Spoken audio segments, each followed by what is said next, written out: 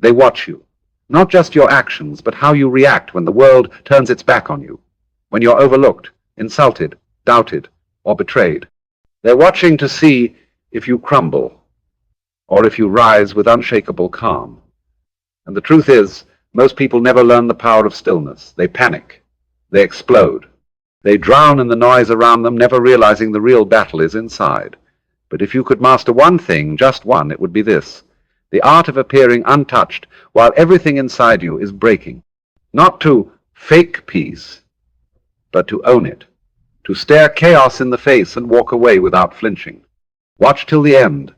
Hit subscribe. And remember, the real change begins now. There's a war inside you that no one sees. You walk through rooms like everything's fine, but no one notices the tremble in your spirit. The quiet conversations you have with yourself, the second-guessing, the pretending. On the outside, you smile, you nod, you keep it together. But inside, you're exhausted. Not from work, not from life, from holding the weight of who you think you have to be. That's the war. Not the loud breakdown, but the silent maintenance of a version of you that's slowly cracking. You weren't born for this. You weren't built to shrink yourself into a shape the world can accept. But somewhere along the way, survival replaced authenticity. You stopped showing up as you, and started showing up as what they needed you to be. Pleasant, easy, controlled, agreeable, impressive. So now your mind wakes up every day to a battlefield. Not with enemies, but with expectations. You don't fight with others, you fight with yourself. The fire metaphor, and it burns. There's a fire in you, a real one. But instead of feeding it, you've been burying it under jobs, relationships, obligation. And the more you bury it, the more it scorches you from the inside.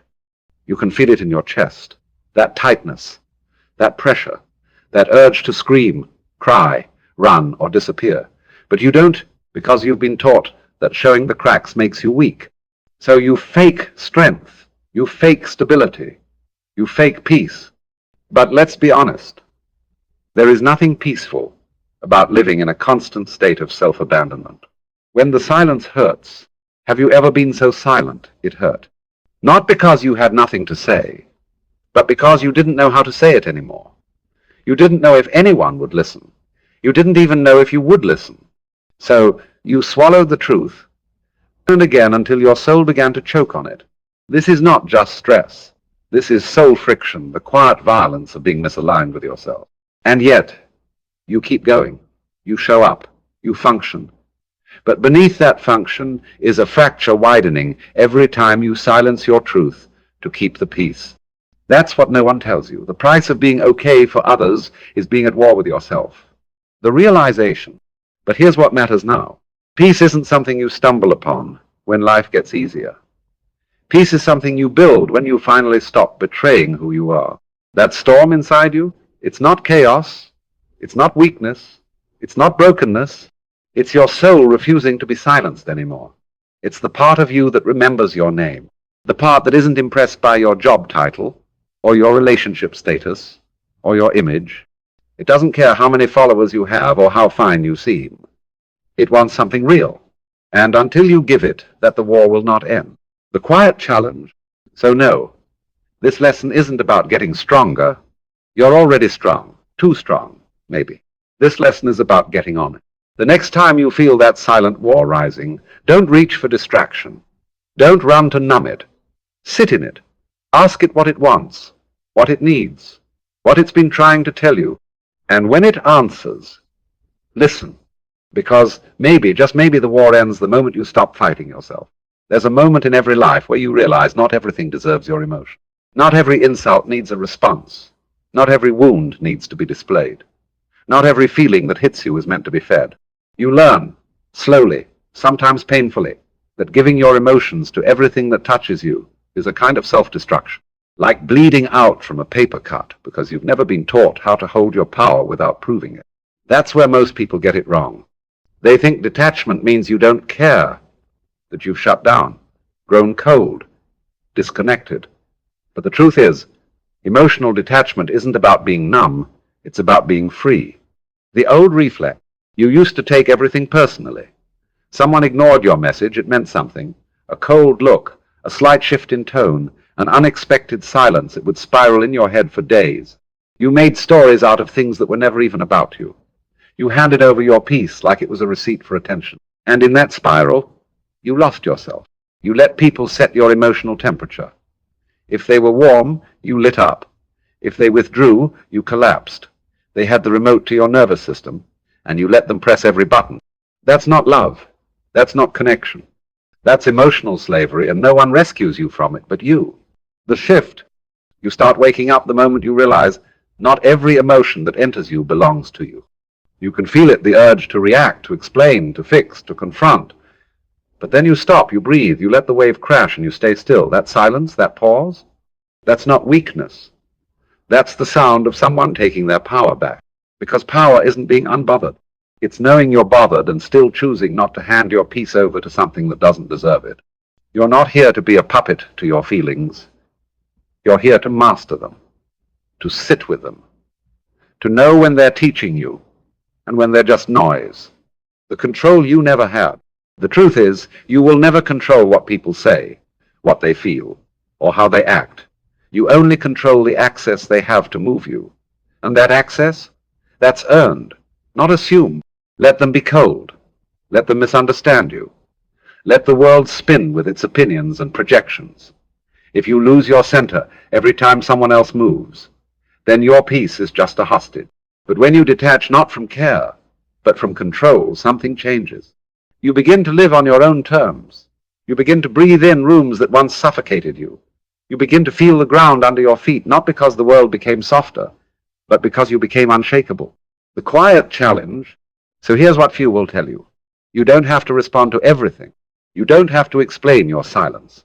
You don't have to emotionally invest in what drains you just to prove you have a heart. Let your detachment be sacred. Let it be deliberate. Let it be the line that protects your sanity from the noise of the world. You're not cold. You're clear. And there is nothing more dangerous to chaos than a soul that knows how to feel without falling. There's a kind of silence that doesn't mean weakness. It means restraint. It means control. It means you finally learned that not everything deserves the sound of your voice. But most people don't know that silence. They only know the silence that comes from fear. The one where you swallow your truth because you're terrified it'll be rejected, mocked, or misunderstood. So you speak louder, post more, defend harder. You make noise not because you're strong, but because you're afraid that if you don't, you'll disappear. That's what this world has turned into, a machine of reaction. Everyone shouting to prove they're alive. But here's the truth they don't want to hear. Noise isn't strength. Silence is. The noise addiction. You see it everywhere, the compulsive explaining, the defensive rants, the need to win every argument, to respond to every jab, to be seen, heard, validated. We've become addicted to being loud because we've mistaken it for being powerful. But the real ones, they don't explain their peace. They don't defend their depth. They don't waste their breath trying to correct people who've already decided who they think you are. They understand something deeper. Energy speaks louder than words. The power of holding your tongue. There's a moment when someone disrespects you, and everything in your body wants to fire back, to clap back, to put them in their place. And you could. You absolutely could. But then you pause. And in that pause, you choose silence. Not because you're weak, but because you know your energy is too sacred to be spent on someone who feeds off chaos. You're not avoiding confrontation. You're choosing elevation. And that kind of silence, that controlled silence, it echoes louder than any speech ever could. When the ego screams, make no mistake, silence is not easy. Your ego will scream. It will beg you to react, to defend your name, to prove your worth. But reacting to every slight, every insult, every opinion is like kneeling to every wave in a storm. You don't calm the sea by splashing louder. You calm the sea by becoming the stillness within it. That's what silence does. It breaks the cycle. It keeps you grounded in a world trying to pull you into every storm it creates. The stillness strategy. Stillness is a strategy. It's the move that confuses the loud, unsettles the aggressive, and preserves your dignity. And when you speak, because yes, there will be a time to speak, it won't come from panic or pain. It will come from power, from purpose, from precision. And that voice will land like thunder because it wasn't used recklessly. It was earned. The quiet challenge, so here's the challenge, the one most people never take. Be the quietest person in a room where everyone needs to be heard. Not because you're invisible, but because you're untouchable, not because you're disengaged, but because you're finally connected to something deeper than noise. Let them wonder what you're thinking. Let them question why you didn't react. Let them feel the weight of your silence. Because some messages don't need to be said out loud. They're carried in the calm. There's a part of you that feels like you have to answer to everything. That if someone disrespects you, you must respond. If someone misunderstands you, you must correct. If the world pushes, you must push back or risk being seen as weak, passive, or irrelevant. But that's the trap, isn't it? The world teaches you that silence means submission, that stillness is surrender, that if you don't respond, you're somehow less than invisible, powerless. And so you react to protect your image, to defend your worth, to prove you matter. But every time you react to something unworthy of your energy, you abandon the deeper strength rising quietly within you. The performance of pain. You've been taught to perform your pain for the world, to post about your anger, to vent your wound, to prove your worth through visible struggle. And when someone says something ignorant or cruel, you feel that fire in your chest, that pull to respond, because silence feels like weakness, and you've suffered too much to be weak now. But here's what they don't teach you. Your reaction isn't your power. Your restraint is. The mirror trap. People will test you, not always because they hate you, but because they don't understand their own reflection. They'll project their fear onto you, their insecurity, their pain, and when you react, you give them confirmation that they still have control, that their chaos still works. That's the cycle. They poke, you bleed, they win. But when you don't react, when you don't hand them your fire just because they can't find their own something shifts, you no longer reflect their wound. You reveal their emptiness. And that silence, that control distance, it becomes your dominant. The discipline of holding back. Holding back isn't avoidance. It's discipline. It's mastery. It's knowing exactly what you could say and choosing not to because you finally understood that peace doesn't come from proving points. It comes from protecting your alignment. Let them say what they say. Let them believe what they believe. You don't owe the world your reactions because your reactions are currency, and not everyone has earned the right to spend them. The sacredness of your peace. There's a version of you that responds to everything, that rushes to defend, explain, correct. That's the old you, the one who still believed your peace could be stolen. But the new you understands that peace is sacred, that your time, your energy, your attention, they're not rewards for bad behavior. They're boundaries, sacred lines, proof that you've outgrown the need to fight small battles. Let them pull, let them push, let them create noise. You don't have to attend every argument you're invited to. You don't have to match energy that drains you. You don't have to set yourself on fire to prove you're alive. The quiet challenge. So here's your challenge. Let people misjudge you. Let them misunderstand your silence. Let them invent their version of you. And while they talk, you build. While they question, you evolve. While they react, you rise.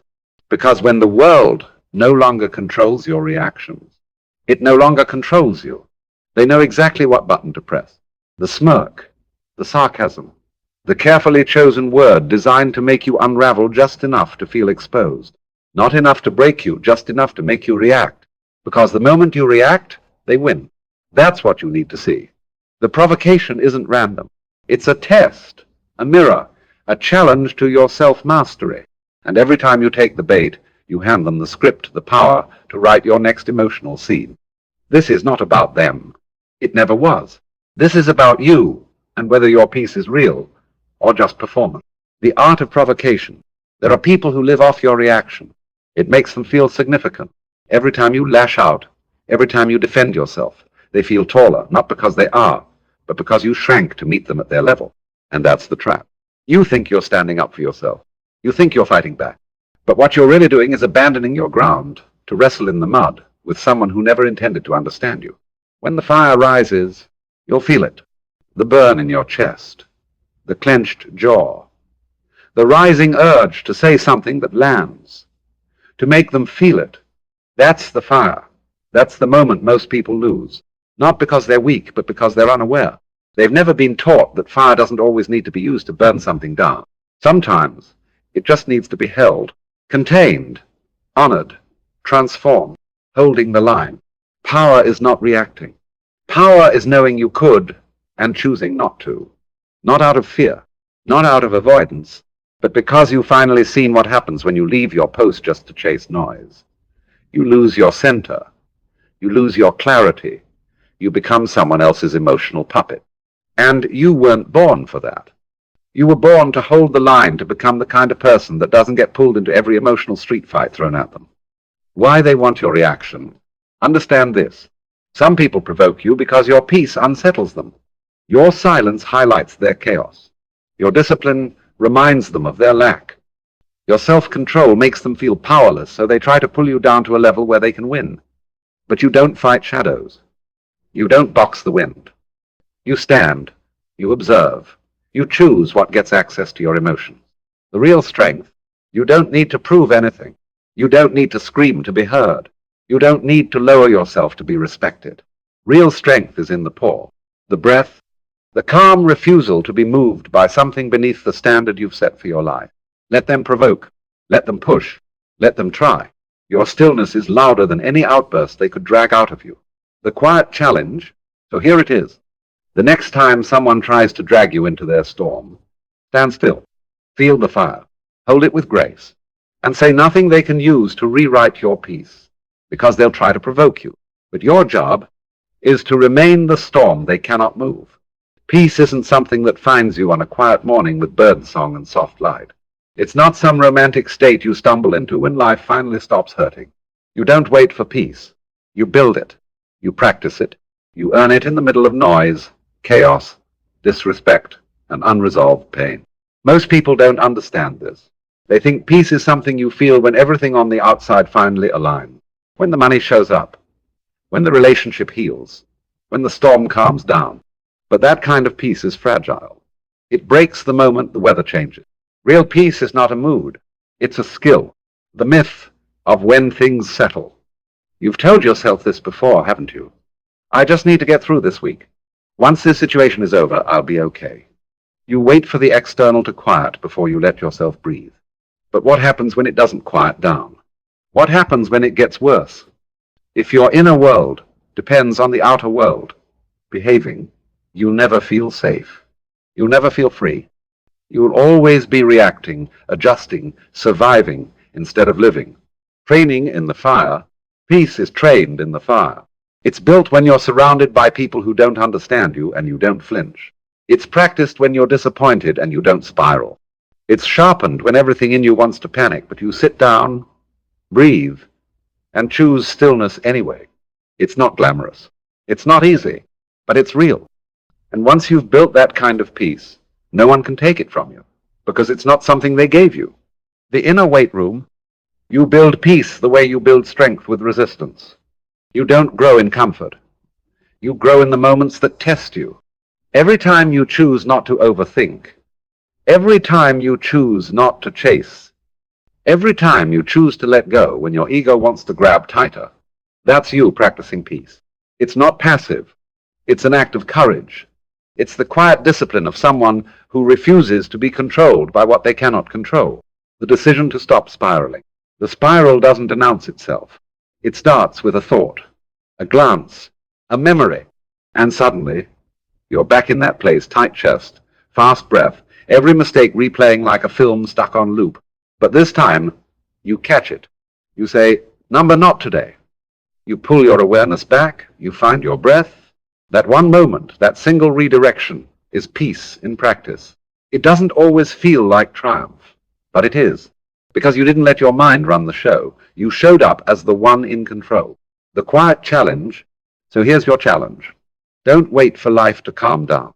Don't wait for people to be kinder, or the schedule to ease, or the pain to stop before you finally let go. Start now. In the mess, in the noise, in the tension that wakes you up at 2 a.m. Peace isn't a mood. It's a choice. And every time you make that choice, you become someone the storm can't break. There's a type of person who doesn't want peace. They want the show. They want the outburst, the breakdown, the one moment you finally crack, because then they feel justified. They can point and say, "See, I knew they weren't as strong as they pretended to be." You don't owe them that satisfaction. Some people feed off your emotional leakage. They poke, prod, push not to resolve anything, but to provoke. They want to drag you out of character, out of alignment, out of yourself. Why? Because if they can pull you down to their emotional level, they don't have to rise to yours. The unseen game, it's not always loud. Sometimes the manipulation is subtle, a passive comment, a delayed response, a calculated silence. They want you to respond impulsively, so you look unstable, irrational, overly sensitive. It's not about truth. It's about control. And when you lose your cool, you hand it to them. You become the story, the villain in their version of events, the punchline in a narrative you didn't even know was being written behind your back. The discipline of emotional containment, holding your ground, is not about suppressing your feeling. It's about not giving your emotions away like loose change to anyone who reaches for them. Let them try to stir the pot. Let them wait for the explosion. It doesn't come. Not because you don't feel the fire, but because you've learned how to hold it, channel it. Use it as fuel, not ammunition. You're not bottling up. You're building up. And there's power in that tension. Not the kind that erupts. The kind that sharpens, refines, transforms. The pleasure they'll never get. Some people will leave conversations frustrated not because you were wrong, but because you didn't lose control. That's the moment they start to shrink. Because they were counting on you to fall apart. They were counting on you to validate their narrative. They were counting on you to be predictable. But you've outgrown that version of yourself. You've buried the need to be understood by people committed to misunderstanding you. Let them sit in the silence of your restraint. Let them feel the gap between who they are and who you refuse to become. Your emotional energy is sacred. You have to start treating your emotional energy like it's sacred currency. You don't just give it to anyone. You don't spend it to win arguments with people who've already decided not to hear you. You don't waste it on chaos dressed as conversation. If someone wants to see you lose your cool, it means they're not worthy of your fire, only your distance. The quiet challenge. So here it is. The next time someone tries to push you to your edge, don't flinch. Don't defend. Don't perform. Just hold. Let your stillness do the speaking.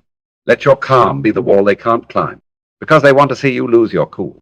But your silence, your unbothered presence, your refusal to play the emotional game, that's the pleasure they'll never get. You were taught that detachment means you've stopped caring, that if you don't react, you must be cold, numb, unfeeling. But that's a lie sold by people who confuse chaos with love and codependency with connection. Detachment isn't the absence of emotion. It's the presence of strength.